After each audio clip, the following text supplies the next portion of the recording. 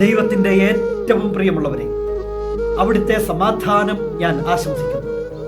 ഇന്ന് കർത്താവ് നമുക്ക് നൽകുന്ന ദൂത് സങ്കീർത്തനങ്ങൾ 115:12. കർത്താവിന് നമ്മെക്കുറിച്ച് വിചാരമുണ്ട്, അവിടുന്ന് നമ്മെ അനുഗ്രഹിക്കും. ദൈവത്തിന് നമ്മെക്കുറിച്ച് വിചാരമുണ്ട് കേട്ടോ. ഒരിക്കലും അവിടുന്ന് നമ്മെ മറന്നുപോയില്ല. ഓർക്കേണ്ടവർ ഓർക്കുന്നില്ലെങ്കിലും ദൈവം ഓർക്കുന്നുണ്ട്. അവിടുത്തേക്ക് നമ്മെക്കുറിച്ച് വിചാരമുണ്ട്. ഓരോ കാര്യങ്ങൾ നമ്മൾ ആലോചിക്കുമ്പോഴും തീരുമാനമെടുക്കുമ്പോഴും സംസാരിക്കുമ്പോഴും ഇറങ്ങിത്തിരിക്കുമ്പോഴും പ്രവർത്തിക്കുമ്പോഴും എന്തെല്ലാം ചെയ്യുന്നു, അപ്പോഴെല്ലാം ഓരോ നിമിഷവും നമ്മുടെ ദൈവത്തിന് നമ്മെക്കുറിച്ച് വിചാരമുണ്ട്.